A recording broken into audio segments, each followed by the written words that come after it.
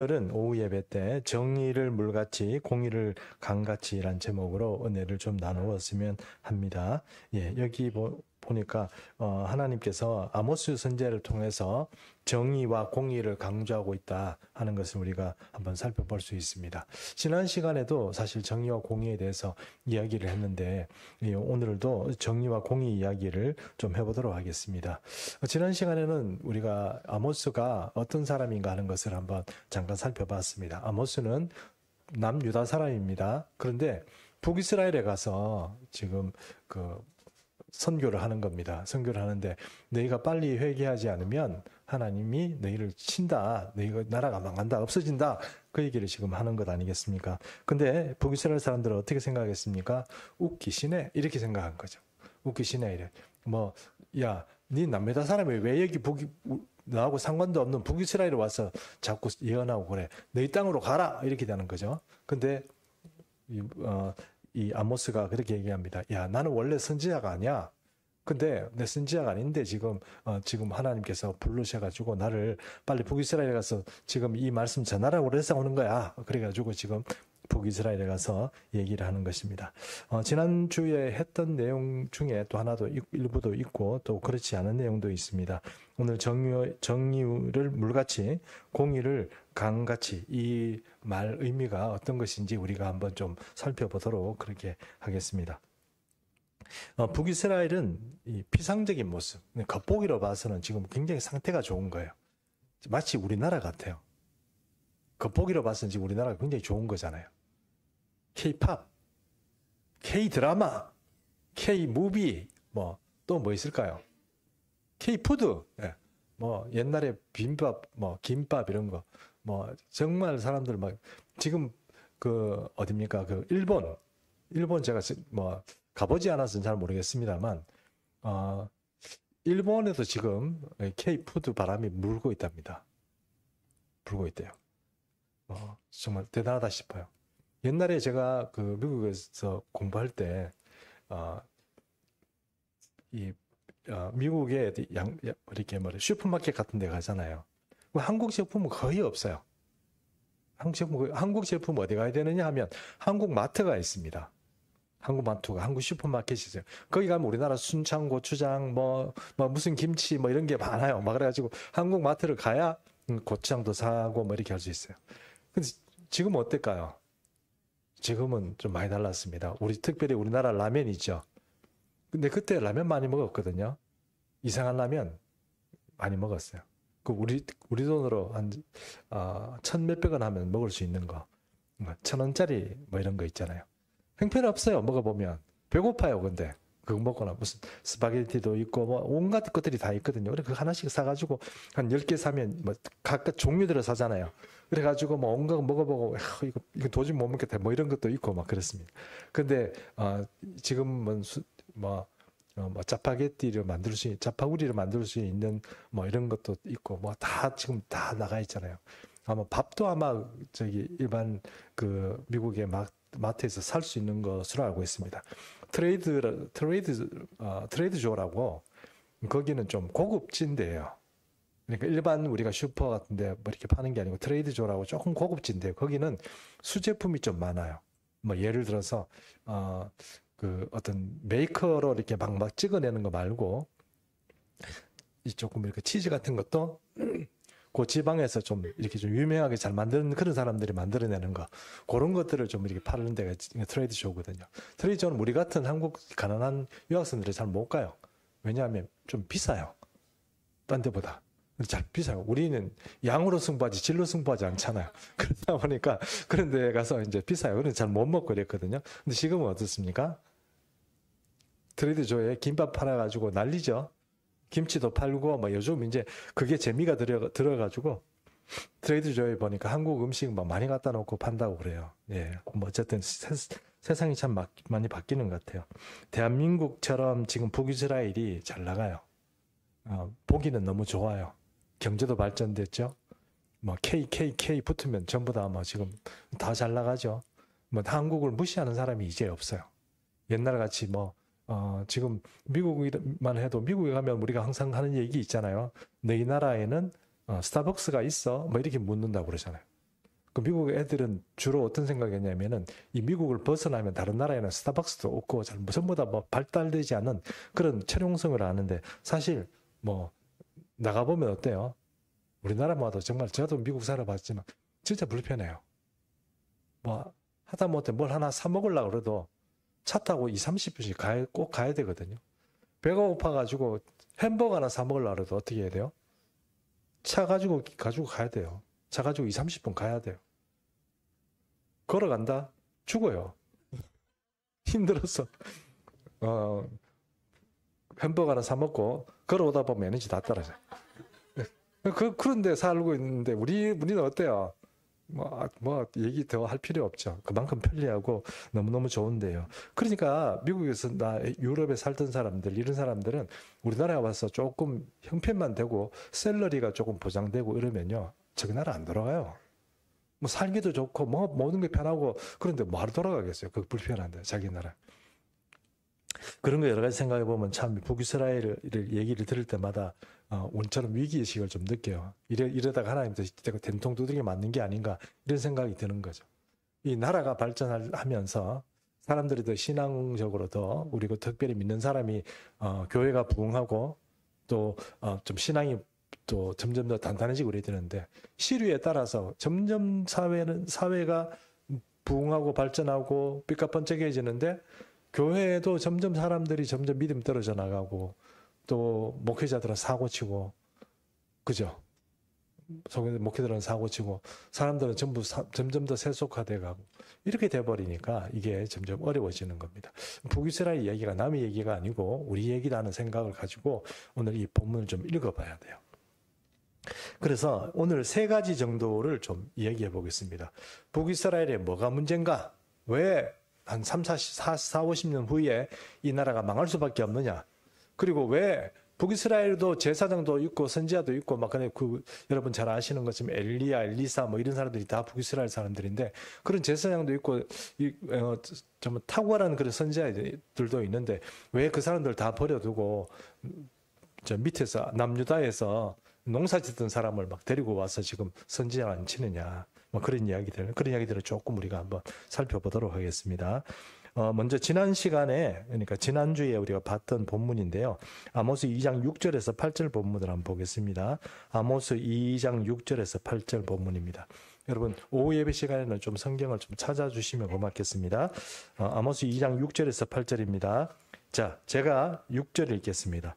여호와께서 이와 같이 말씀하시되 이스라엘의 서너 가지 죄로 말미암아 내가 그 벌을 돌이키지 아니하리니 이는 그들이 은을 받고 의인을 팔며 신한클레를 받고 가난한 자를 팔며 힘없는 자의 머리를 티끌먼지 속에 발로 밟고 연약한 자의 길을 굽게 하며 아버지와 아들이 한 젊은 여인에게 다녀서 내 거룩한 이름을 더럽히며 8절 함께 읽습니다. 모든 제단 앞에서 제단 잡은 옷 위에 누우며 그들의 신전에서 벌금으로 얻은 포도주를 마심이니라. 자, 이게 지금 오늘 2장에 아모스가 이스라엘의 죄를 이렇게 정한 겁니다.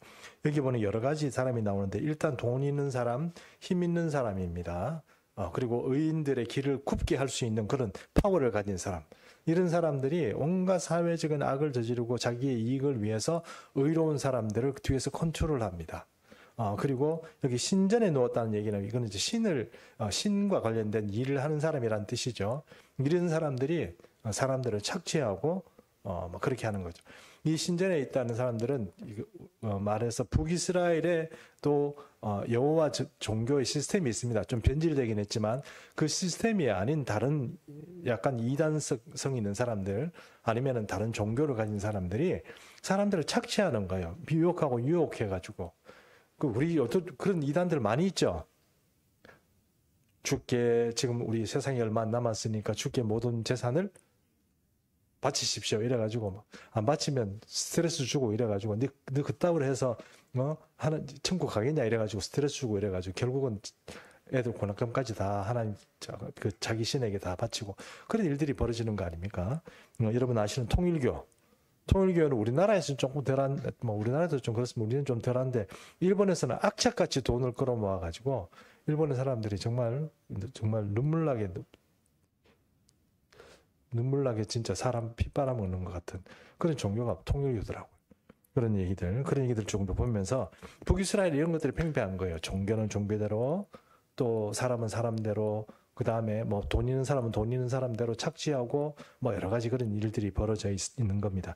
특히 또 제일 문제가 되는 것은 여러분, 우리도 이거 이제 우리가 남의 이야기라고 보면 안 되는 이야기가 있습니다. 어떤 얘기냐면, 제가 정치인 얘기를 하는 게 아니고, 정치적인 어떤 문제에서 사람들이 패권을 잡게 되면 상대방을 죽이는데 검찰이나 법을 이용하죠.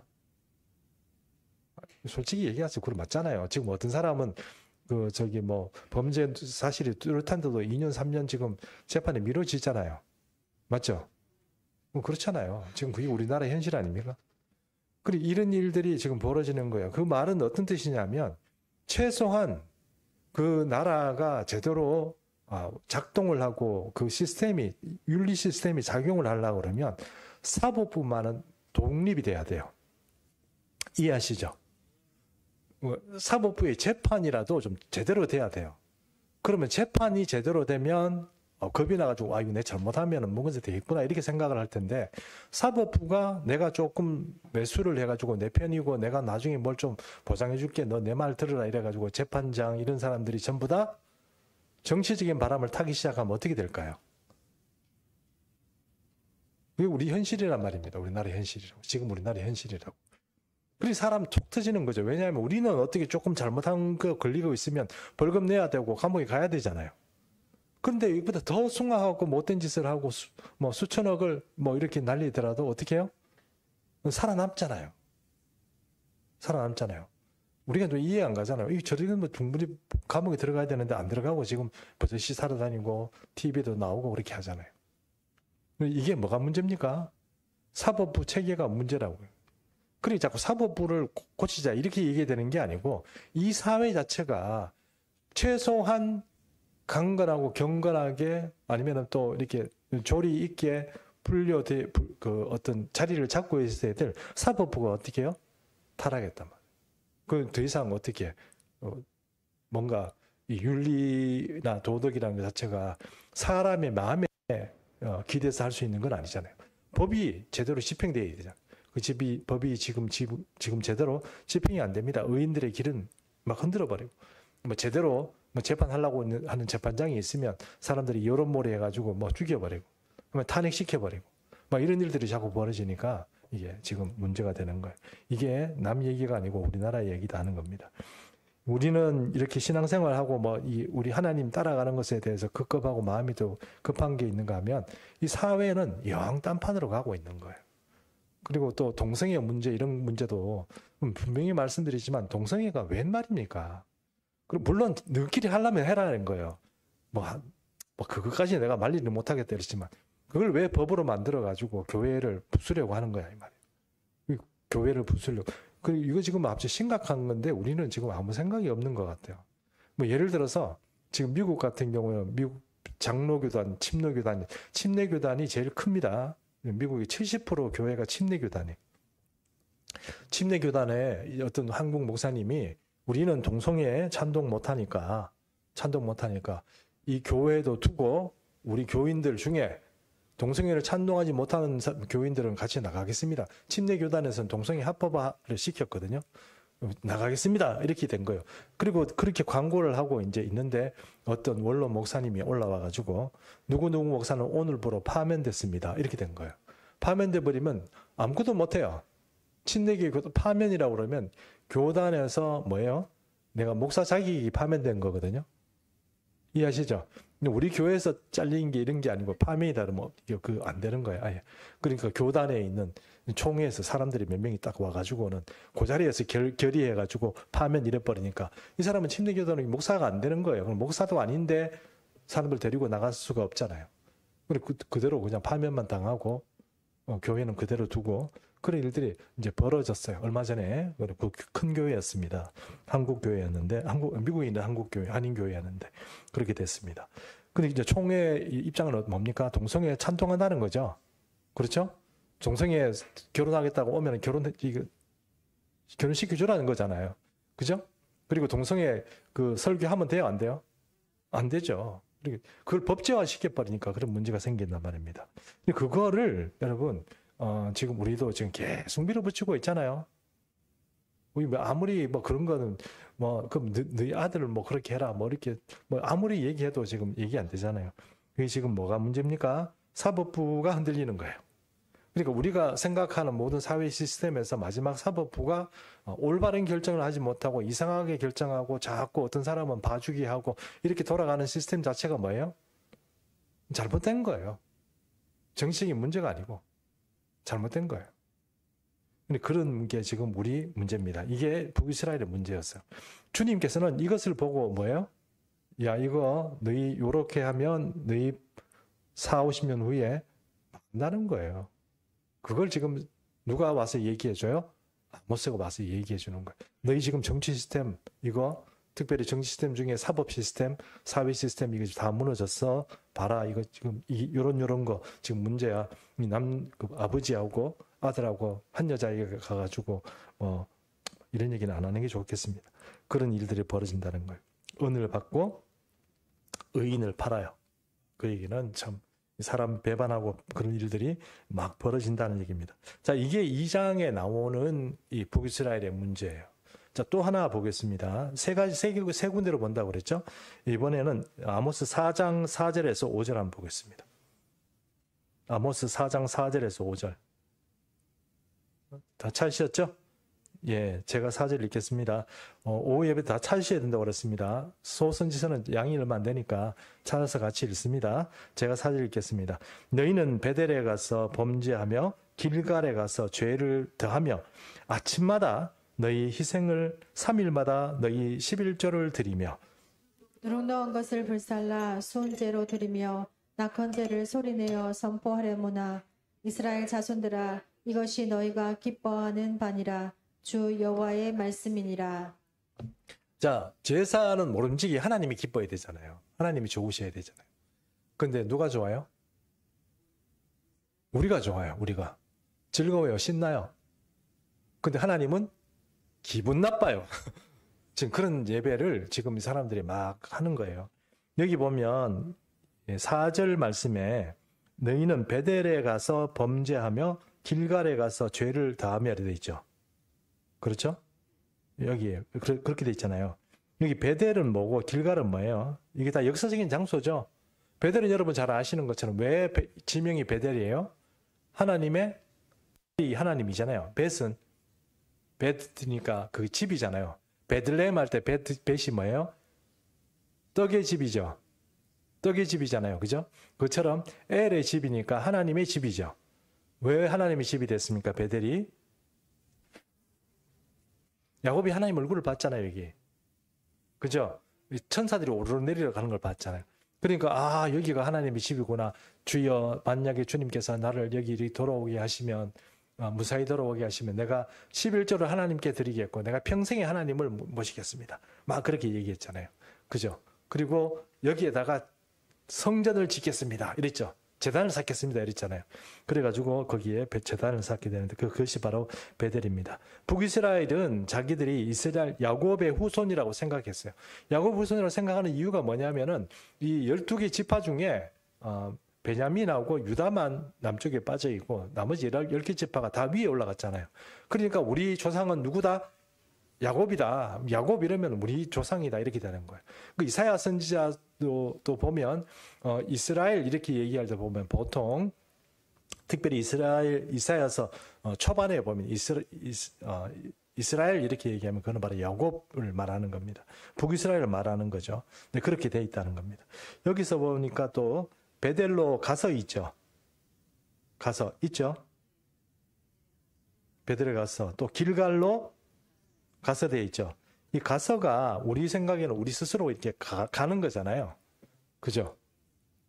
근데 이게 지금 이 말이 이 성경 우리 한글 성경으로 보면 우리가 가서 뭘 해라 이렇게 얘기하는 것 같지만 사실은 이게 왔어라는 뜻이에요.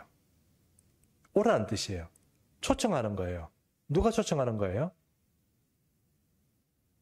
이스라엘 백성들을 초청하는 거예요. 지금 베델로 오라. 또 길갈로 와라. 누가 초청하는 거예요? 여기에 누가 초청하는지 적혀 있지는 않아요. 그러나 준비해놓고 오라고 얘기할 수 있는 사람들은 우리로 말하면 교회에서 말하면 교육자들이 예배 준비해놓고 예배 드리러 오세요 하는 것처럼 이 시대는 누가 오라고 하는 거예요? 제사장들이, 북이스라엘 제사장들이 지금 오라는 거예요. 어디로?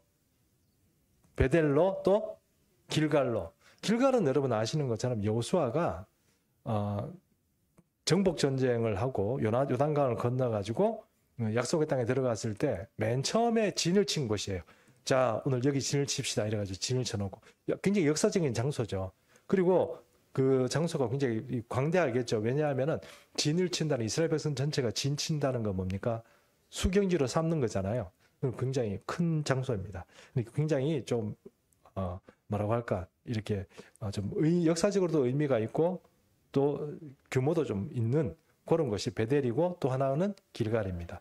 자, 여기에 이런 역사적인 장소에 그 성소를 지어놓고 제사장들이 백성들을 빨리 오라 초청을 합니다. 뭐 때문에 옵니까? 이 사람들 제사 지내러 오겠죠.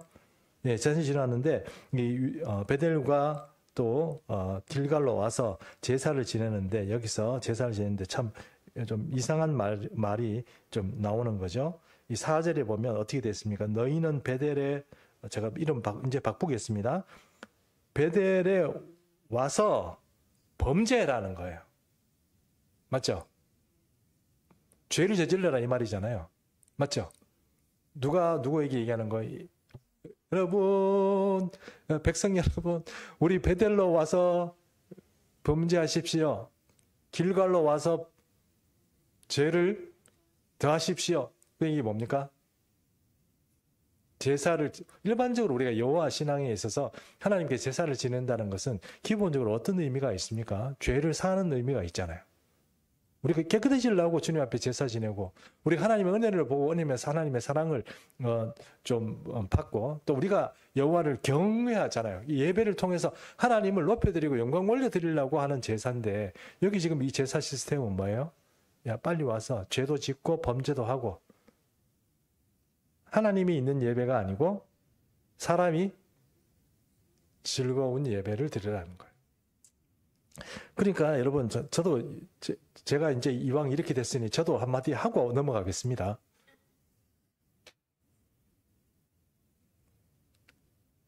예배 드리는데 예배를 신령한 진정으로 하나님께 예배 드려야 되지 않겠습니까?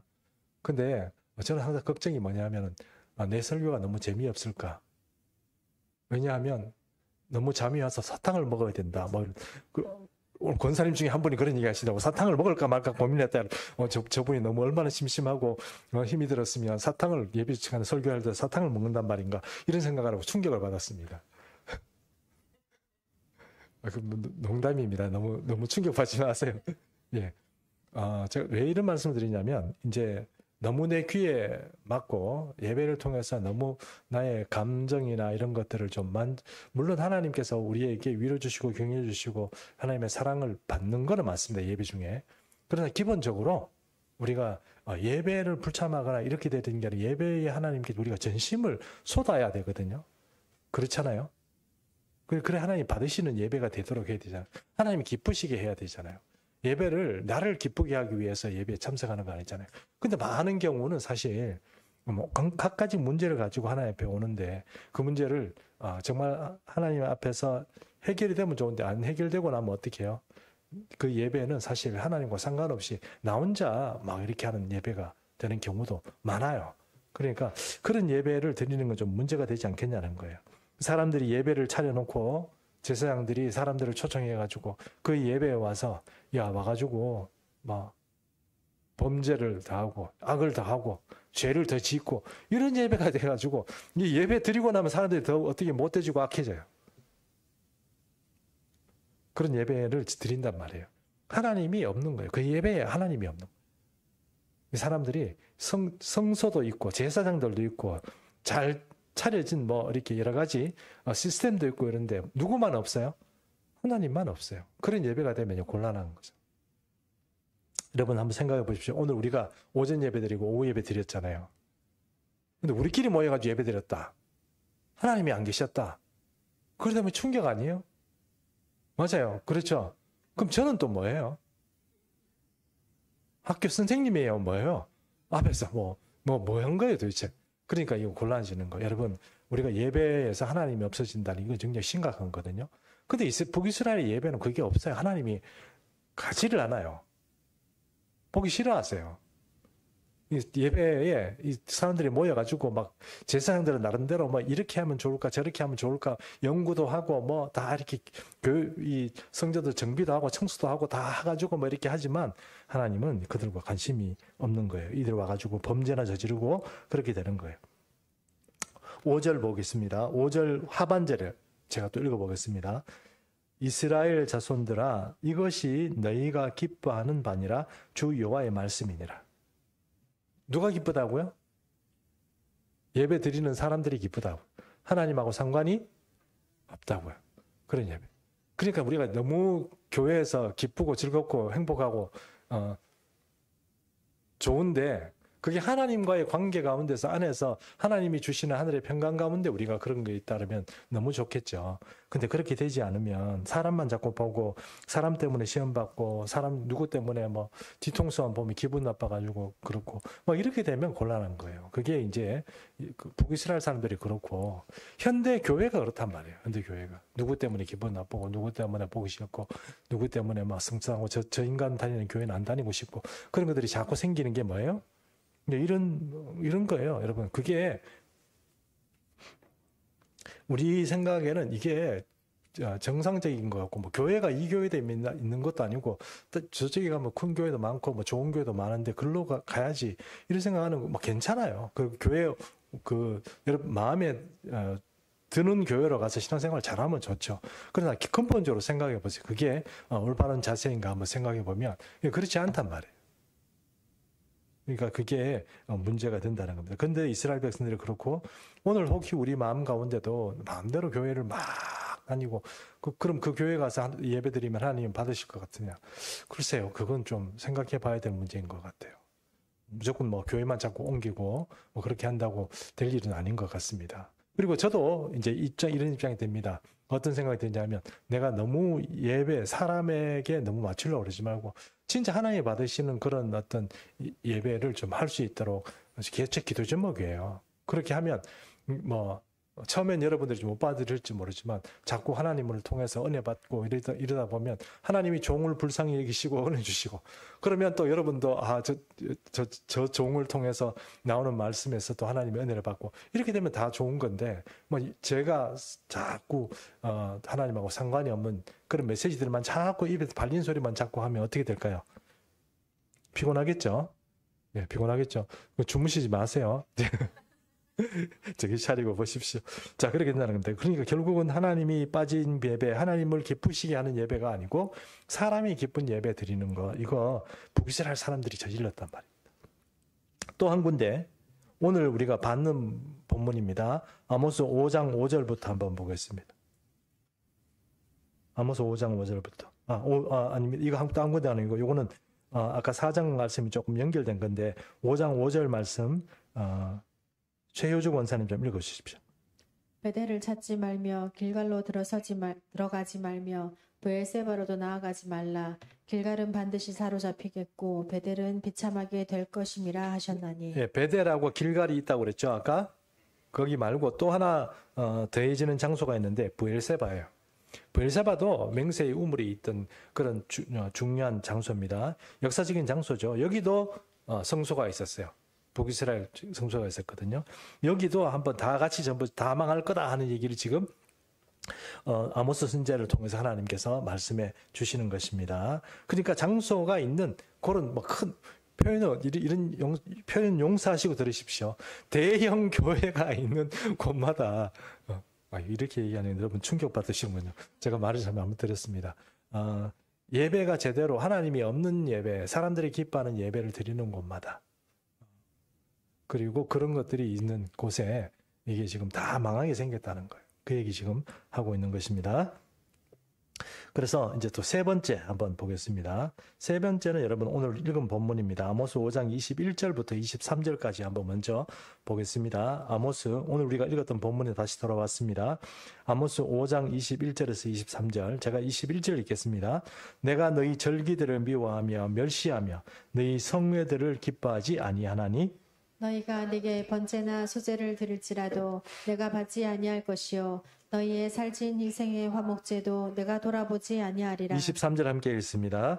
내 노래소리를 내 앞에서 그칠지어다. 내 비파 소리도 내가 듣지 아니하리라. 자, 21절에서 23절까지 읽으니까 지금 하나님께서 굉장히 기분이 나쁘신 거죠. 그죠?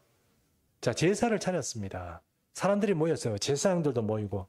하나님이 안 계시는 것 같다가 하나님 좀 오세요. 여기 좀 오세요. 어디 가십니까? 지금. 억지로 하나님을 앉혔어요. 여기. 딱 앉혔어요. 그래가지고, 야, 하나님 오셨네. 우리 이제 하나님께 찬양도 드리고, 뭐 하자. 이래가지고 사람들이 찬양도 부르고, 비파는 뭐라고 얘기해요? 기타 친다고 그럴까요? 뭐 아주 찬란하게 당대에 좀 음악을 잘하는 그런 어떤 연주팀들이 다 나서서 찬양도 쫙 하고 막 할렐루야 춤도 추고 막 워십팀 나와가지고 막 춤도 추고 이랬습니다. 근데 하나님의 기분이 안 좋으신 거예요. 하나님의 귀에는 그게 잡음으로 들리는 거예요. 잡음으로 들리는 거예요. 하는 짓이 하나님이 보니까 우리도 왜 그런 말씀이 있지? 우리 그런 찬양이 있잖아요. 우리가 단 한 사람, 그죠? 그 찬양이 제가 생각이 갑자기 예배하는 사람 중에 주가 찾는 자 없어 하나님께서 슬퍼하시네. 뭐 그 찬양이 있잖아요. 그러니까 여러분 어떤 잔치를 크게 벌였어요. 예를 들어서 팔순잔치 정도 생각해 봅시다. 대가족이 팔순잔치가 벌어졌는데 이 팔순을 당하는 이 아버지나 어머니가 자리에 딱 앉았는데 자식들이 평소에 하는 짓이 형편없어. 그리고 전부 다 아버지에게 아버지 어머니에게 뭐 돈 내놔라 사고치고 뭐 아버지 아주 무시하고 뭐 보지도 안 하고 뭐 아버지한테 함부로 말도 하고 그렇게 하고 그런 자식들이 빽 둘러 앉아 있어요. 잔치는 화려하게 차렸어요. 호텔에서 뭐 뷔페에 뭐 애들이 한 10명 손자까지 쫙 퍼져가지고 있는데 그렇게 앉아 있으면 아버지 기쁠까요? 안 기쁩니다.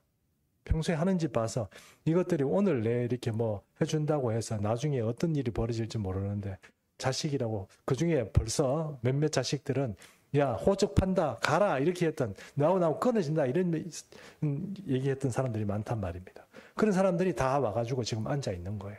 아버지 팔순을 축하드립니다 이러고 박수치고 막 케이크 불 붙여가지고 지금 케이크 불 끄세요 하고 막 이러고 이렇게 사진 찍으려고 그러고 막 노래 부르고 이러면 아버지 기분 안 좋아요. 사람이 진짜로 기뻐야 하는 거죠. 굉장히 기분 나쁜 겁니다. 지금 예배를 드리는데 이 예배자들이 다 지금 어떤 사람들이냐? 예배자들이 지금 다 변질된 사람들. 하나님께서 얘들을 기뻐하지 않고 찬양을 불러도 기쁘지 않고 여기 보니까 22절에 나오는 것 하나님께서 세 가지를 거절하며 첫 번째 번제를 거절해요. 소제 거절하죠. 화목제물도 거절해요. 이 세 가지가 번제라는 기본적으로 죄를 사하는 그런 죄사 중에 몇 가지 있는 소제라는 것은 늘 드리는 우리 일상적인 거, 그냥 화목제라는 것은 화합하는 거 이런 거거든요. 근데 그런 모든 것들 다 거절해 버려요. 근데 야 이거 너희 제사는 내가 안 받는다 이거예요. 자 그래서 여기 보니까 내가 받지 아니한다 이 말은 어떤 거냐면은 원문에 보면 어떻게 돼 있냐면은 원문은 내가 기뻐하지 아니한다 돼 있습니다. 내가 너희 제사를 하는 거를 기뻐야 되는데 기쁘지 않다는 거예요. 제사 드리는 거를 지금 제사를 드리러 가져와서 제사를 드리고 예배를 드리는데 내가 기쁘지 않다는 거예요. 누가 하나님께서 기쁘지 않다는 거예요. 기뻐하지 아니한다는 것은 이거는 또 원문을 좀 더 이렇게 보면 이게 이제 코로 흠령한다는 말이 있어요. 그러니까 이 음식이나 이런 것들을 가지고 코로 흠령한다는 뜻은 뭡니까? 하나님께서 기쁘게 받으신다는 뜻이거든요. 코로 흠령하지 않는다 하는 의미가 있다는 것입니다. 여기도 22절에 보면 보지 아니한다 돼 있죠. 돌아보지 않는다 돼 있죠. 네. 보지 않는다는 말 자체가 돌아보지 않는다는 의미가 있습니다. 돌아보는 게 일부러 본다는 뜻이거든요. 돌아본다, 일부러 보는 그 행위 자체를 강조하는 게 돌아본다는 뜻이거든요. 뭐 그다음에 고개를 들어서 본다. 그거는 어쨌든 하나님의 특별한 어떤 행위를 통해서 보는 것 자체가 강조되는 건데, 보지 않는다 이 말은 보기 싫다 이런 뜻이에요. 보기 싫다. 제사 지내는 건 보기 싫다. 너희 꼴도 보기 싫다. 듣지 않아. 23절에 보면은 이 음악이 막 펼쳐지잖아요. 근데 거기에 보면 노래 소리나 발파 소리, 이 소리가 막 나오는데, 이거를 하몬이다. 하몬이라고 그러면 이제 이게 잡음 이런 뜻이거든요. 뭐 곡소리 나올 때 그런 나오는 소리. 그런 소리로 지금 하나님께 들린다는 거예요. 그러니 예배가 하나님을 괴롭히는 장소, 이 사람, 너희는 어떤 사람이냐, 예배자 너희는 지금 하나님을 괴롭히는 인간들이다. 이 얘기를 지금 하고 있는 것입니다. 자, 북이스라엘의 세 가지 지금 문제를 짚었잖아요. 첫 번째는 사회가 너무 타락해가지고 최후의 보루라고 할 수 있는 재판장까지 이제는 성실하고 신실한 재판이 벌어지지 않는 장소가 됐어요. 제가 자꾸 여러분을 경고하잖아요. 지금 우리가 정말 기도하고 막 해야 돼요. 예수 믿는 사람이.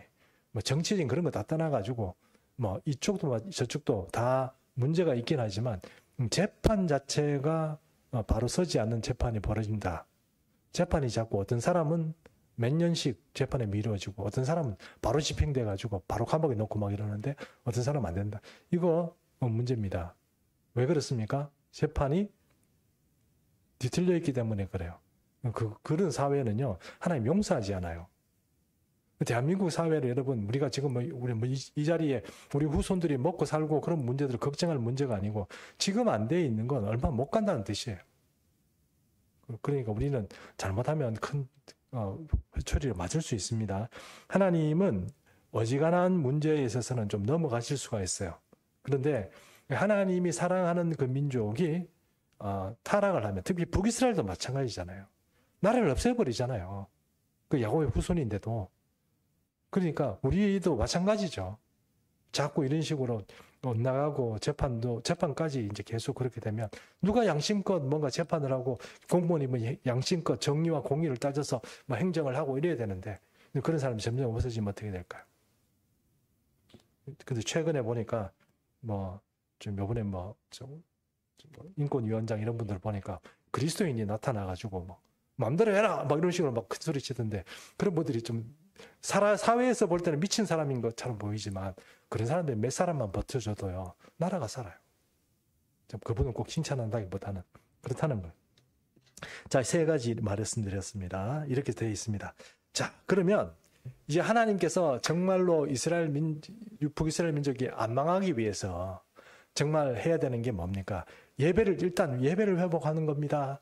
우리가 예배를 잘 드려야 돼요. 두 번째, 율법을 잘 지켜야 돼요. 율법을 잘 지키고 안식일도 지키고 11조도 지키고 제사도 잘 지내고 이렇게 해야 돼요. 그렇게 여러 가지 얘기 있을 수 있지만 하나님이 진짜 원하는 것은 5장 24절입니다. 5장 24절 우리 같이 한 목소리로 읽겠습니다. 시작. 오직 정의를 물같이 공의를 마르지 않는 강같이 흐르게 할지어다. 하나님이 원하시는 건 뭡니까? 공의와 정의예요. 그래, 여러분 이제 속지 마십시오. 내가 이 교회 안에서는 뭔가 되는 것 같고 그런데 밖에 나가서 하는 짓 보면 도덕적으로 윤리적으로 문제가 있는 사람이 있죠. 그 종교적인 인간이거든요. 저도 종교적인 인간이 안 되려고 노력을 많이 하는데 종교적인 사람 되면 이거 100% 하나님이 싫어하는 사람입니다. 몇 프로요? 100%. 하나님이 보시기엔 이 사람은 위선적인 사람이에요. 왜 하냐면 하나님이 교회 안에서 이 사람이 제대로 된 신앙 체계를 가지고 하나님을 따라간 사람이라면 정의와 공의를 사랑할 수밖에 없게 돼 있어요. 불의한 일에 나서지 않을 수 있게 돼 있어요. 불의한 일에 목숨 걸고도 덤비는 사람이 되는 사람이 바로 공의와 정의를 사랑하는 사람이에요. 근데 이런 사람이 밖에 나가지고 온갖 피수잡은 짓 다 하고 부패에 다 연루돼 있고 뒷돈 받고 또 음란하게 어디 여관이나 무인텔이나 자꾸 다니고 그렇게 되면 그 사람 뭐예요? 가짜죠, 가짜. 북이스라엘 하나님 너는 곧 진짜 나라가 없어질, 나라 팔아먹을 사람 하나 그런 사람처럼 되어버린단 말이에요. 진짜 그 사람 위선적인 사람. 하나님이 원하시는 건 예배 회복해야 돼. 11조 너 안 드리면 벌 받아. 뭐 이런 얘기가 아니고요. 공의와 정의를 회복하는. 정의를 물같이, 공의를 흐르는 물같이 이렇게 해야 된다는 거예요. 자, 이 얘기는요. 어떤 순간, 특정 순간이 아니고 여기 이스라엘에 가면 와디가 있다고 그러잖아요. 와디가 뭐냐 하면 이 사막 기후다 보니까 평소에는 이렇게 건조하게 이렇게 아무것도 없어요. 근데 그 우기가 되면 물이 막 엄청 쏟아지거든요.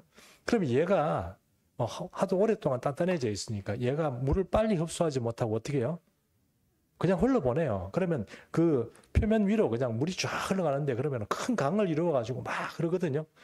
그럼 와, 여기에 큰 강이 있구나 생각하지만 조금만 며칠 지나고 나면 어떻게 해요? 거기 바싹 말라버려요. 다 흘러가 버리고 아무것도 없어요. 그럼 강이 아니고 뭐예요? 그냥 물 흘러가는 그냥 파이프처럼 그렇게 흘러가 버려요. 그걸 와디라고 그래요. 그런데 여기서 말하는 물처럼 강처럼 하는 그 말은 와디가 아니고 어떤 물이냐면 늘 흐르는 물이에요. 그러면 우리가 어떤 삶을 사는 사람이 되어야 주님께서 기뻐하시는 건가? 우리가 예배를 회복하고 뭘 회복하고 11조 하고 너 이거 안 했지 저거 안 했지 왜 주일 안 지켜 뭐 이런 것들 다 얘기하기 전에 공의와 정의를 사랑하는 사람. 이런 사람을 하나님께서 사랑하시고 그 사람이 되어야 그 사람이 예배를 받으신다는 거예요. 그 사람이 공의와 정의가 없는 사람이 예배 드리는 것, 그 예배 교회당도 문제고 그 예배 드리는 예배자도 문제고 그 사회 자체도 문제고 그것은 망할 수밖에 없는 사회고 하나님께서 싫어할 수밖에 없는 사회요, 나라요, 또 교회요, 예배자라는 겁니다. 그렇게 되어서는 안 되겠다는 것입니다. 여러분, 불의하고 정의롭지 못한 삶을 살아가면서도 하나님께서 나를 구원해 주실 거다. 이렇게 기대하지 마십시오. 주님은 우선 우리를 사랑하시는 분이긴 하지만 또 어떤 분이세요? 정의롭고 공의로우신 분이라기 때문에 여러분께서 여러분에게 기회를 주시고 그렇게 살아갈 수 있는 은혜를 주셨는데도 그렇게 살아간다면 문제가 되는 겁니다. 좀 시간이 아직 우리 제가 쓸 시간은 조금 있습니다만 한 군데 성경만 딱 한 군데 더 보고 넘어가도록 이제 정리하겠습니다. 한 군데 성경은 창세기입니다. 창세기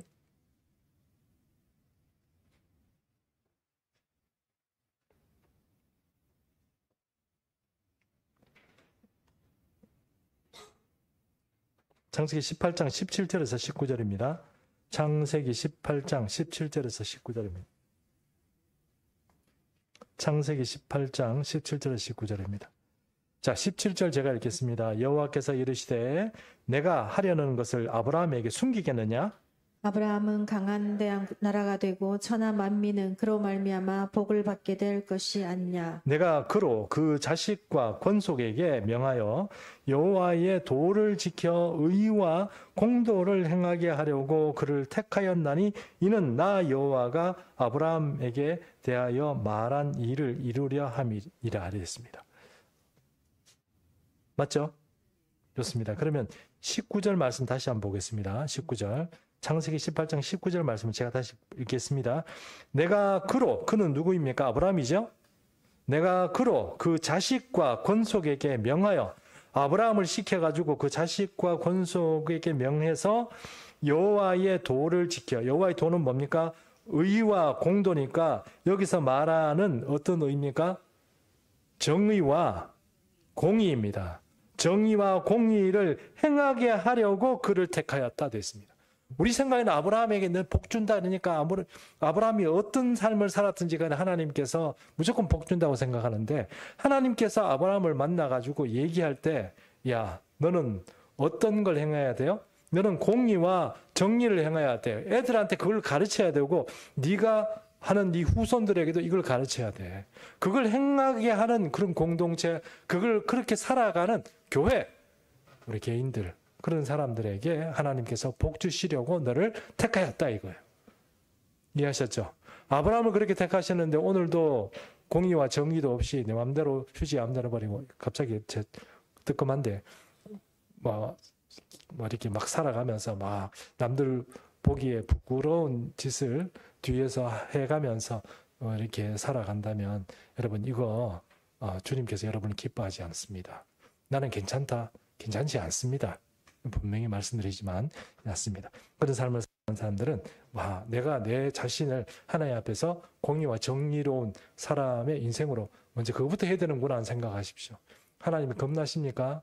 그러면 공의와 정의를 하시면 하나님이 여러분을 잘했다 이렇게 칭찬해 주십니다. 예배 드리는 것도 잘해야 되고 11조도 드려야 되고 뭐 하셔야 됩니다. 하셔야 되지만 더 중요한 것이 하나님은 기뻐하시는 것이 정의와 공의. 되셨죠? 예. 이걸로 끝나는 게 아니고 다음 주에 또 합니다. 예, 또 합니다. 예, 기도하겠습니다. 살아계신 아버지, 오후 예배에